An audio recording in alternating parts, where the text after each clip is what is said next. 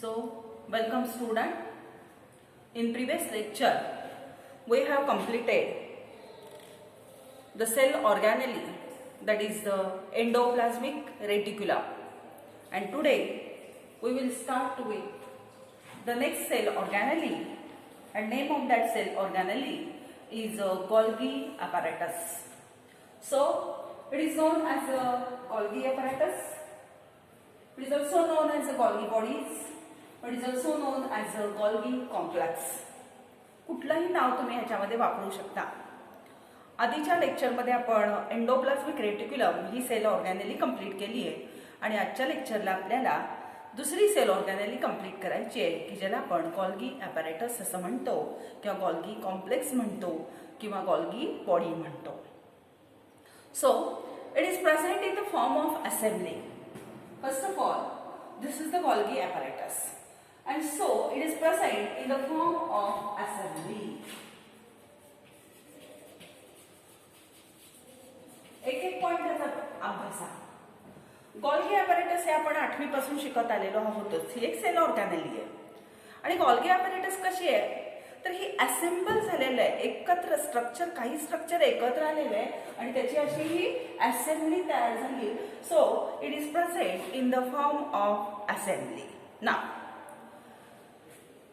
that Golgi apparatus, it consists of membranous sacs. So these are the membranous sacs, and that membranous sacs, they are known as a cisternae. Membranous sacs called as a cisternae, and that membranous sacs, they are present in the form of stacks. They are present in the form of stacks. Stacks means what? They are present one above the another. That condition is known as a stacks. लक्षात येते का पहा.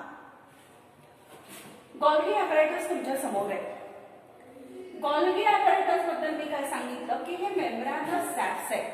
हे तुम्ही बघा, हा एक sack, हा एक सॅक, हा एक सॅक, हे मेम्ब्रेन पासून तयार झालेले सॅक्स आहेत आणि हे सॅक्स म्हणजे सिस्टर्नी. आणि ह्या सिस्टर्नी कशा प्रेझेंट आहे? They are present in the form of stacks. म्हणजे एकावर एक आहे की नाही, जसं तुम्ही एक रुपयाचं जर कॉइन घेतलं तर जसं एकावर एक ठेवता ती जे तयार होतं त्याला स्टॅक म्हणतात. मग तसंच इथं सिस्टर्नी सुद्धा कशा प्रेझेंट आहे? एकावर एक प्रेझेंट आहे. त्या कंडिशनला आपण काय म्हणतो? स्टॅक्स असं म्हणतो. नाव the diameter of cisternae that varies from 0.5 to 1 μm. So, the diameter of cisternae, it varies from 0.5 to 1 μm. म्हणजे ह्या ज्या सिस्टर्नी तुम्ही पाहिल्या तर ह्या सिस्टर्नीचा डायमीटर हा वेगवेगळा असू शकतो. तो साधारणतः 0.5 पासून 1 μm एवढा असतो. नाव depending upon their function, they contains, or the Golgi apparatus contain few to several cisternae. Means the number of cisternae in the Golgi apparatus is not a constant one. Depending upon the function of that Golgi apparatus in that cell, the number of cisternae is different, or it is varies. So the number of cisternae that is varies, and that in a different cell depending upon the function. Now, the thickness and chemical composition of these two membranes of cisternae, that is also differ from each other. So, this is the first membrane of cisternae. This is the another membrane of cisternae, and the chemical composition, that the thickness of both the membranes of cisternae, so the thickness and composition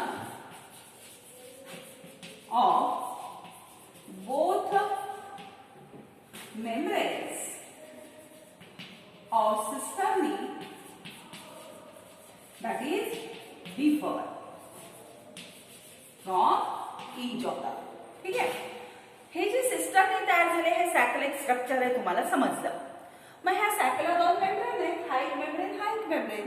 मग हे दोन membrane सिस्टमनी जरी एक असली तरी ह्या सॅकचे जे दोन मेम्ब्रेन आहेत ह्या दोन मेम्ब्रेनचा थिकनेस पण वेगळा असतं आणि त्याचं केमिकल कंपोजिशन सुद्धा कसं असतं, वेगळं असतं. Now cisternae are not physically connected to each other, just like that of the endoplasmic reticulum. Endoplasmic reticulum मध्ये आपण शिकलो. एंडोप्लाझ्मिक रेटिक्युलम मध्ये पण सिस्टमनीच होत्या ट्युब्युल्स, ते एकमेकांना जोडलेले होते. But the cisternae of Golgi apparatus they are not connected with each other. हा पॉइंट नीट लक्षात ठेवा. So the cisternae of Golgi apparatus they are not connected with each other. म्हणजे कोणामधल्या सिस्टमनी कनेक्टेड आहेत ते लक्षात घ्या. एंडोप्लाझ्मिक रेटिक्युलम मधल्या सिस्टमनी कनेक्शन मध्ये, गोल्गी apparatusच्या सिस्टमनी ह्या एकमेकांच्या कनेक्शन मध्ये नाहीत. ठीक आहे ना. The Golgi sac shows specific orientation in the cell. That means the position of that Golgi apparatus in the cell is specific. So, specific orientation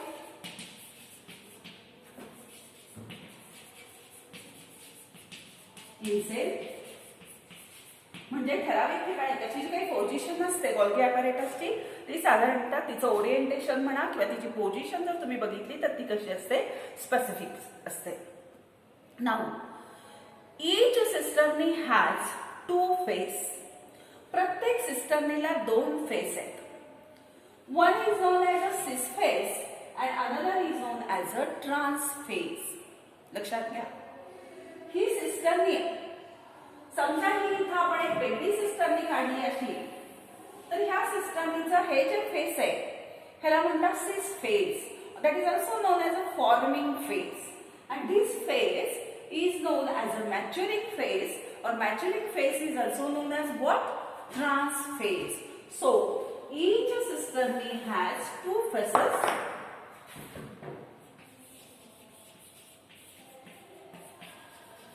Which are they? That is the cis phase and trans phase. Cis phase is known as what? Forming phase. And trans phase is known as what? That is known as a maturing phase. Now the cis phase of that system that is facing towards the nucleus, and that trans phase is the maturing phase of that system. It is facing towards the cell membrane. पहा इथपर्यंतचा पाठ मी repeat करते, मग आपण पुढच्या पाठकडे जाऊ. तर आता ह्याच्यामध्ये गोल्गी apparatus शिकायला आपण सुरुवात केली. फार काही अवघड त्याच्यामध्ये नाहीये, ऑलरेडी 8वी पासून तुम्ही शिकताय. गोल्गी apparatusला गोल्गी कॉम्प्लेक्स, गोल्गी बॉडीज म्हणतात हेही आपल्याला माहित झालं. आता गोल्गी apparatus कसं आहे तर असेंब्लीच्या फॉर्म मध्ये प्रेझेंट असणारी ही सेल ऑर्गॅनेली आहे. ही सेल ऑर्गॅनेली कशी तयार झाली आहे तर तिच्यामध्ये अशा सिस्टमनी प्रेझेंट आहेत. आणि सिस्टमनी कशा तयार झाल्या तर सिस्टमनी म्हणजे वेगळं काही नसून मेम्ब्रेनस असणारे सॅक्स आहेत. बरोबर आहे. आणि ह्या सॅक्सची अरेंजमेंट कशी आहे तर हे सॅक एकावर एक असे प्रेझेंट आहेत. म्हणून तुम्हाला पुस्तकात शब्द दिलाय की that cisternae they are made up of membranous sacs and sacs are present in the form of stacks. एवढं अवघड वाक्य घ्यायची काहीही कारण नाही. छोटी छोटी आणि सोपी सोपी वाक्य करून तुमच्या अंडरस्टँडिंग नुसार तुम्ही ते मेन्शन करू शकता. ठीक आहे.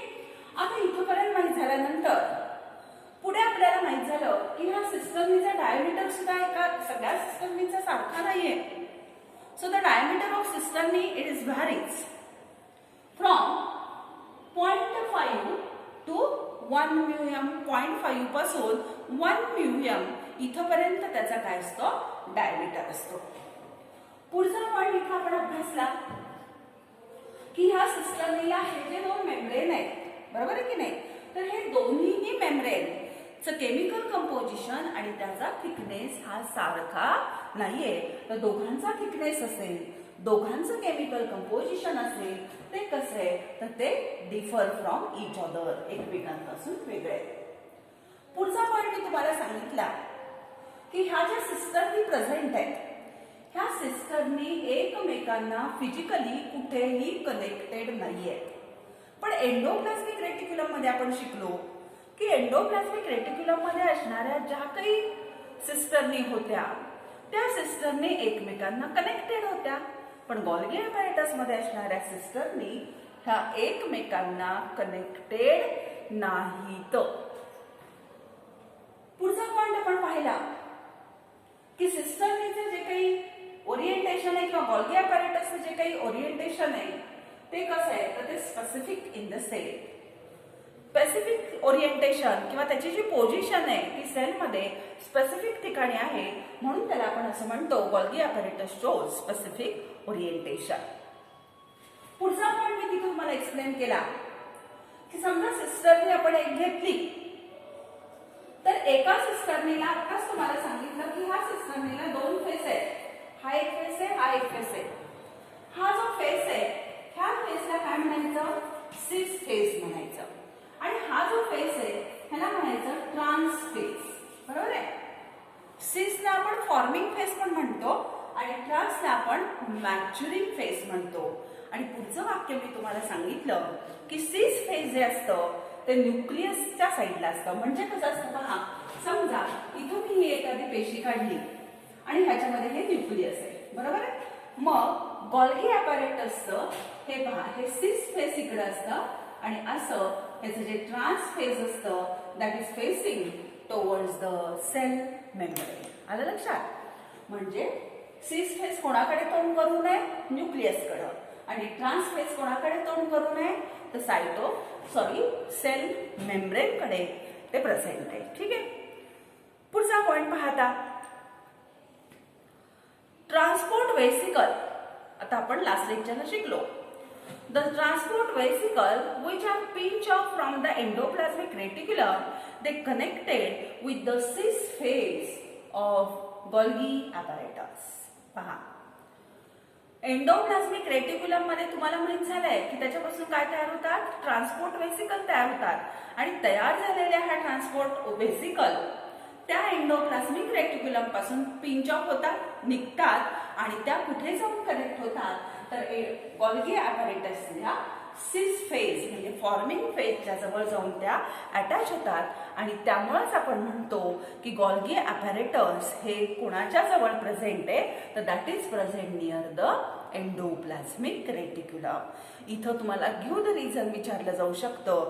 Give the reason the Golgi bodies are present near the endoplasmic reticulum.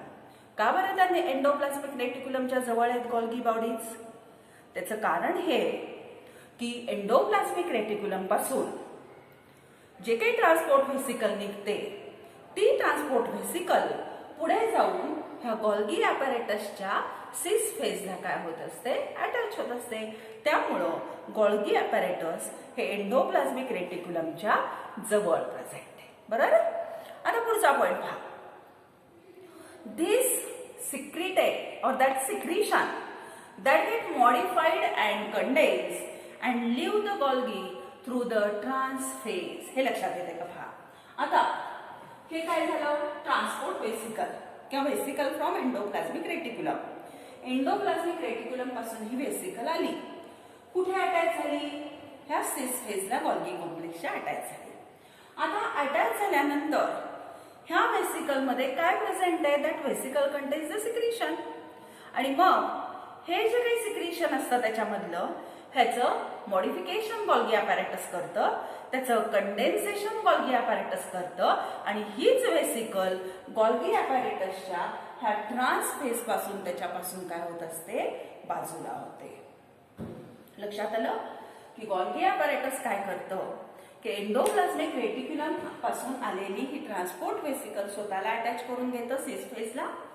ते अटॅच झाल्यानंतर त्या ट्रान्सपोर्ट व्हेसिकल मध्ये असणारं जे काही कंटेंट आहे त्याचं मॉडिफिकेशन करतं, त्याला कंडेन्स करतं आणि मग तसं मॉडिफाईड झालेली व्हेसिकल, ती व्हेसिकल पुन्हा हे जे काही ट्रान्सफेज आहे गोल्गी ॲपॅरेटसचं त्याच्यापासून तिथं काय होते, दूर केली जाते.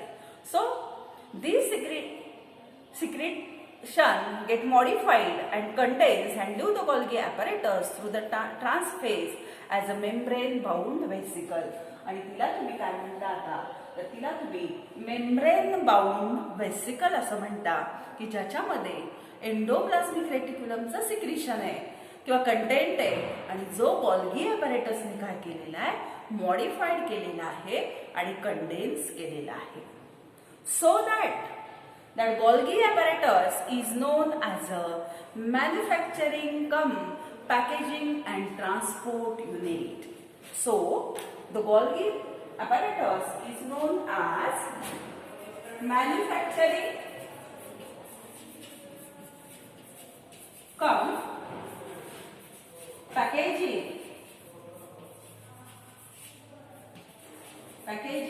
and manufacturing cum packaging and transport unit.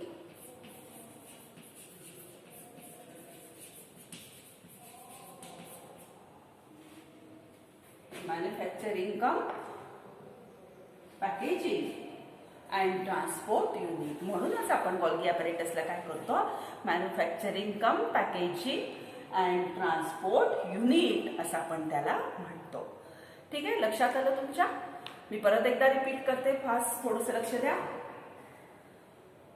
Golgi apparatus हे सेलमध्ये, युकॅरियोटिक सेलमध्ये हे असेंब्लीच्या फॉर्ममध्ये, ह्या असेंब्ली म्हणजे सिस्टर्नीचा स्टॅक असतो की जो मेम्ब्रेनस स्टॅकपासून तयार झालेला आहे. ह्या सिस्टर्नीचा डायमीटर हा वेगवेगळा असतो, 0.5 to 1 mm एवढा असतो तो. सिस्टर्नीचा नंबर हा गोल्गी ॲपॅरेटसचा कॉन्स्टंट नसतो, तो सेल टू सेल त्याच्या फंक्शननुसार डिफरंट असतो. सिस्टर्नीचे जे दोन मेम्ब्रेन आहेत, ह्या दोन्ही मेम्ब्रेनचं केमिकल कंपोजिशन घ्या, त्याचा थिकनेस घ्या, तो सुद्धा काय असतो, एकमेकांपेक्षा डिफर असतो, वेगळा असतो. गोल्गी ॲपॅरेटसमध्ये असणाऱ्या ज्या काही सिस्टर्नी आहेत, ह्या सिस्टर्नी फिजिकली एकमेकाला कनेक्टेड झालेल्या नसतात. त्याचं गोल्गी ॲपॅरेटसचं स्पेसिफिक ओरिएंटेशन आहे सेलमध्ये, विशिष्ट पोझिशनला त्या प्रेझेंट आहेत. प्रत्येक सिस्टर्नीला दोन फेसेस आहेत, ट्रान्सफेज आहे आणि सिस फेज आहे. सिस फेजला आपण फॉर्मिंग फेज म्हणतो आणि ट्रान्स फेजला आपण मॅच्युरिंग फेज म्हणतो. सिस फेजचं तोड किंवा ते न्यूक्लियसच्या साईडला असतं आणि ट्रान्स फेज हे साईड सेल मेम्ब्रेनच्या बाजूला असतं. बरोबर. त्याच्यानंतरचा पुढचा पॉइंट मी तुम्हाला सांगितला की गोल्गी ॲपॅरेटस हे एंडोप्लाझ्मिक रेटिक्युलम जवळ का असतं, तर एंडोप्लाझ्मिक रेटिक्युलम पासून निघालेला पिंच ऑफ झालेल्या ज्या काही ट्रान्सपोर्ट व्हेसिकल्स असतात त्या गोल्गी ॲपॅरेटसच्या सिस फेजला जाऊन अटॅच होतात. मग त्याचं जे कंटेंट असतं ते त्या सिस्टर्नीच्या ल्युमेनमध्ये टाकतात आणि मग गोल्गी ॲपॅरेटस त्या कंटेंटला मॉडिफाय करतं, त्याला कंडेन्स करतं आणि मग कंडेन्स झालेलं हे जे काही मटेरियल आहे ते ट्रान्स फेज पासून मेम्ब्रेन बाउंड व्हेसिकलच्या सहाय्यानं ह्या गोल्गी ॲपॅरेटस पासून सेपरेट केलं जातं. आणि म्हणून आपण ह्या गोल्गी ॲपॅरेटसला manufacturing cum packaging and transport unit असं त्याला म्हणतो. मॅन्युफॅक्चर करणं म्हणजे तयार करणं, पॅकेजिंग म्हणजे त्याला पॅक केलं आणि नुसतंच मॅन्युफॅक्चर आणि पॅक करून ठेवत नाही तर त्याला ते ट्रान्सपोर्ट सुद्धा करतं. That is about the structure of Golgi apparatus. Clear. आता आपल्याला जायचंय फंक्शन्स ऑफ गोल्गी ॲपॅरेटस. पहा. So the next point is the functions of Golgi apparatus.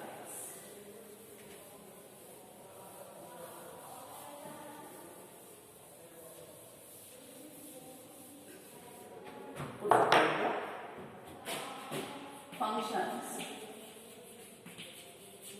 of Golgi apparatus. काय फंक्शन आहे गोल्गी ॲपॅरेटस फक्त समजून घ्या, अवघड त्याच्यामध्ये काहीही नाही. आता पहिलं फंक्शन आपल्या पुस्तकात गोल्गी ॲपॅरेटसचं असं दिलंय, modification of secretion of ER.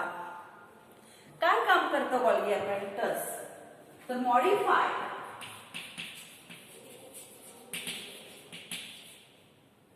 the secretion of endoplasmic reticulum. Endoplasmic reticulum पासून येणारं जे काही सिक्रीशन असेल त्या सिक्रीशनचं मॉडिफिकेशन करायचं काम गोल्गी apparatus करतं. हे स्ट्रक्चर शिकतानाच आपण शिकलेलो आहे. पण थोडंसं एक्सप्लेनेशन पुस्तकात त्याचं कसं दिलंय पहा. ह्या ज्या सिस्टरनी आता आपण अभ्यासल्या that cistern contains the specific enzyme for specific function. They contain, cistern contains specific enzyme for specific function. Specific function साठी specific enzymes हे सिस्टर्नी मध्ये काय असतात? प्रेझेंट असतात. आता जे काही प्रॉडक्ट त्याच्याकडे आलेले आहे म्हणजे ट्रान्सपोर्ट वेसिकलनी आणलेलं जे काही मटेरियल आहे ते इथं सिस्टर्नीच्या न्यूमेन मध्ये टाकलं जातं. Refining of product takes place in an orderly manner. ती सिस्टर्नी काय करते? त्याच्याकडं जे काही प्रॉडक्ट आलंय कोणाकडून? एंडोप्लाझ्मिक रेटिक्युलम कडून. त्या प्रॉडक्टचं रिफायनिंग करते. काय करते? रिफायनिंग. रिफायनिंग या शब्दाचा अर्थ काय? तर रिफायनिंग मीन्स त्याच्यामध्ये जर काही इम्प्युरिटीज असतील तर त्या इम्प्युरिटीज रिड्यूस करणं. तुम्हाला ऑइल रिफायनरीज किंवा पेट्रोलियमच्या रिफायनरीज माहीत असतात, शुद्धीकरण ज्याला तुम्ही म्हणता. मग हे जे सिक्रीशन आलेलं आहे त्या सिक्रीशनचं काय करायचं? रिफायनिंग करायचं. कसं करायचं? In an orderly manner. एका विशिष्ट पद्धतीनं सिक्वेन्सने शिस्तबद्धतेने त्याचं रिफायनिंग करायचं काम हे कोण करतं? तर गोल्गी apparatus करतं. मग त्याचं एक एक्झाम्पल तुमच्या पुस्तकामध्ये दिलंय. Glycolipids and glycoproteins brought from endoplasmic reticulum they loses their sugar. आता हे जे काही ग्लायकोप्रोटीन आणि ग्लायकोलिपिड आपल्याला एंडोप्लाझ्मिक रेटिक्युलम पासून येतात तर ह्याच्या शुगर असेल तर ती शुगर काय केली जाते? त्याच्यापासून बाजूला होते अँड रिगेन अदर सबस्टन्स. आणि ती काय करते? स्वतःला म्हणजे हे ग्लायकोप्रोटीन किंवा ग्लायकोलिपिड स्वतःची जी काही शुगर आहे ती लूज करतात आणि दुसरा सबस्टन्स तिथं रिगेन करतात आणि रिगेन झाला की तिथं वेगळा प्रॉडक्ट तयार होतो. So it forms variety of product. पहा काय होतं, मी परत एकदा रिपीट करते, तुमच्या लक्षात येते का? पहा, गोल्गी apparatusचं फंक्शन मी तुम्हाला सांगितलं. Modification or modify the secretion from endoplasmic reticulum. Endoplasmic reticulum पासून आलेलं सिक्रीशन मॉडिफाय करायचं. कसं मॉडिफाय करायचं? तर ह्या ज्या सिस्टर्नी असतात that contains specific enzyme for the specific function. त्याच्यामध्ये वेगवेगळे एन्झाईम्स असतात वेगवेगळ्या फंक्शनसाठी. मग हे जे काही सिक्रीशन आलेलं आहे एंडोप्लाझ्मिक रेटिक्युलमचं, so refining of that material takes place inside the cisternae of Golgi apparatus. ठीक आहे. ते जे काही कंटेंट आलेलं आहे ट्रान्सपोर्ट व्हेसिकल मधून त्याचं काय करायचं? ऑर्डरली मॅनरली ते रिफायनिंग करतं, शुद्ध त्याला करतं. मग त्याच्यामध्ये एक्झाम्पल आपल्याला पुस्तकात काय दिलंय? तर हे जे काही ग्लायकोलिपिड आहे आणि ग्लायकोप्रोटीन कुठून आलेले आहे? हे ग्लायकोलिपिड आणि ग्लायकोप्रोटीन तर हे एंडोप्लाझ्मिक रेटिक्युलम पासून आलेले आहे. तर हे ग्लायकोलिपिड आणि ग्लायकोप्रोटीन हे काय करतं? तर स्वतःची जी काही शुगर असतं ते लूज करतं, म्हणजे स्वतःपासून ते शुगर बाजूला काढून टाकतं आणि रिगेन अदर सबस्टन्स आणि स्वतःला दुसरा सबस्टन्स जॉईन करतं किंवा रिगेन अदर. आणि मग त्याचा दुसरा सबस्टन्स स्वतःला रिगेन करून घेतला तर तिथं व्हरायटी ऑफ प्रॉडक्ट काय होतील? तयार होतात. व्हरायटी ऑफ प्रॉडक्ट तिथं काय होतात? तयार. आलं लक्षात?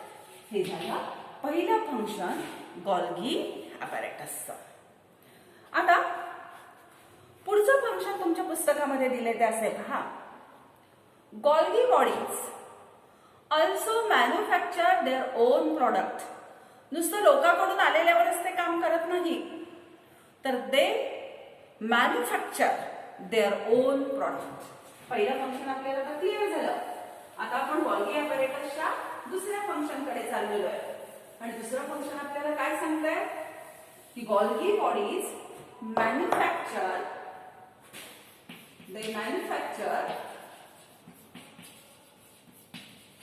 Their own product.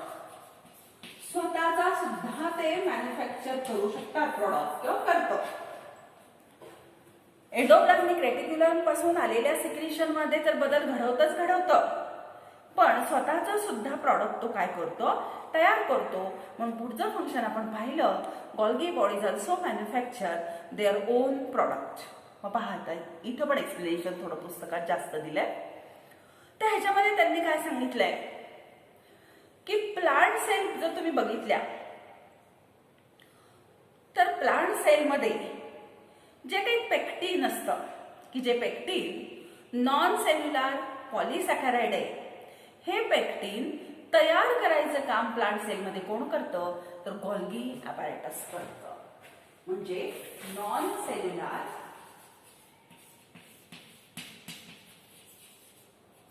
पॉलिसॅकॅराइड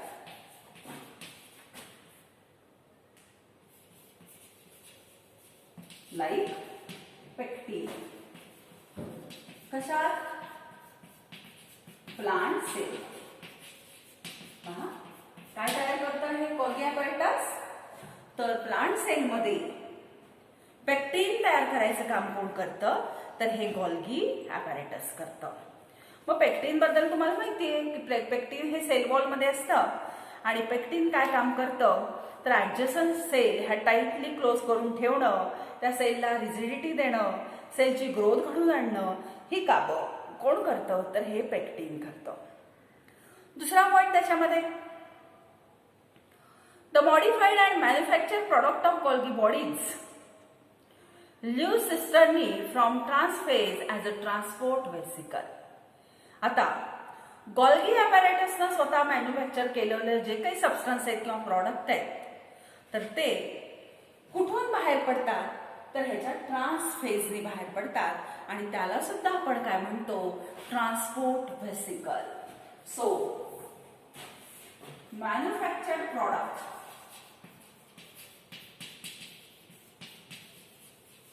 substance of Golgi apparatus leaves Golgi apparatus through transphase as a transport vesicle. पहा, स्वतः तयार केलेले जे काही सबस्टन्स असतील स्वतःचे गॉल्गी ॲपॅरेटसने, ते ट्रान्सपोर्ट व्हेसिकलच्या मार्फत ट्रान्सफेज पासून गॉल्गी ॲपॅरेटस पासून सेपरेट होतात. When they leave the Golgi apparatus. आता ज्यावेळेला ते, हे खूप महत्वाचं आहे, when the transport vesicle leaves the Golgi apparatus they contain the certain markers on their membrane. किंवा सर्टन मार्कर्स गेट अटॅच, किंवा पुस्तकातला शब्द वापरायचा म्हटलं तर इम्प्रेग्नेटेड असा शब्द आहे, एवढा अवघड वापरायची गरज नाही. ट्रान्सपोर्ट व्हेसिकल ज्यावेळेला गॉल्गी ॲपॅरेटस पासून सेपरेट व्हायला लागतात, त्यावेळेला त्यांचा जो मेम्ब्रेन असतो, त्या मेम्ब्रेनवरती काही मार्कर हे अटॅच होतात. कशासाठी, की they can easily identify their specific target cell or cell organelle. आता त्याला कुठे जायचंय, तर त्याला जिथं पोहोचायचं असेल ती त्याचं टार्गेट सेल झाली किंवा सेल ऑर्गॅनेली झाली, तिथं पोहोचण्यासाठी त्याच्यावरती काय, so they can identify their specific target cell. त्यांची टार्गेट सेल आयडेंटिफाय करण्यासाठी त्यांच्या स्वतःवरती काय येतात, मार्कर्स येतात. लक्षात आला. तर हे कशाबद्दल सांगितलं तुम्हाला, manufacture their own product. Golgi apparatus स्वतःचा प्रॉडक्ट पण तयार करतं. तयार केलेला हा जो प्रॉडक्ट आहे तर त्याच्याबद्दल पुढे आपण सांगितलं की हा प्रॉडक्ट गॉल्गी ॲपॅरेटसच्या ट्रान्सफेस पासून ट्रान्सपोर्ट वेसिकलच्या साहाय्याने मोकळा होतो किंवा बाहेर म्हणता येणार नाही की त्या गॉल्गी ॲपॅरेटसला सोडून बाजूला सरकतो सायटोप्लाझममध्ये. मग ही जी ट्रान्सपोर्ट वेसिकल असते हिच्या मेम्ब्रेनवरती मार्कर्स तयार होतात की जेणेकरून ही इझिली आयडेंटिफाय होईल तिच्या टार्गेट सेलला किंवा सेल ऑर्गॅनेलीला. ठीक आहे. आणि मग ह्याचं एक्झाम्पल आपण पाहिलं की प्लांट सेलमध्ये जे काही पेक्टिन तयार करायचं असतं तर हे पेक्टिन तयार करायचं काम कोण करतं तर हे गॉल्गी ॲपॅरेटस करतं. बरोबर. आणि पेक्टिन हा नॉन सेल्युलर पॉलिसॅकराइड आहे. बरोबर. तर हे दोन फंक्शन, पहिलं modification of secretion of endoplasmic reticulum आणि दुसरं फंक्शन सांगितलं manufacturing of its own substance or own product. ठीक आहे. तर ही दोन फंक्शन तुमच्या पुस्तकामध्ये दिलेली आहेत. आणखी एक छोटासा पाठ पुस्तकामध्ये दिलाय तो एक तुम्हाला सांगते, तो फक्त लक्षात ठेवा की ज्या वेळेला गॉल्गी ॲपॅरेटस हे मॅच्युअर व्हायला लागतं त्यावेळेला मॅच्युअर कसं होतं, दे mature themselves moving from cis face to ट्रान्सफेज. Maturity कशी असते ह्याची, that सिस्टमनी moves from cis face to ट्रान्सफेज. सिस फेज कडून ते कोणीकडे जायला लागतात, ट्रान्सफेज कडे जायला लागतात. आणि त्याला तुमच्या पुस्तकात शब्द टाकलाय सिस्टर्नल मॅन्युफॅक्चरेशन मॉडेल. काय म्हटलेलं आहे, सिस्टर्नल मॅच्युरेशन मॉडेल म्हटलेलं आहे. सिस्टर्नल मॅच्युरेशन मॉडेल म्हणजे काय तर सिस्टरनी ज्या वेळेला मॅच्युअर होत असतात त्यावेळेला that cisternae moves from cis face to trans face and that is known as a cisternal maturation model. हे इथे पुस्तकामध्ये चौकोनामध्ये दिलेले आहे, ते थोडंसं वाचून ठेवा. ठीक आहे. तर आजच्या लेक्चरला इथं आपण आज गॉल्गी ॲपॅरेटस ही सेल ऑर्गॅनेली कंप्लीट केलेली आहे. ठीक आहे.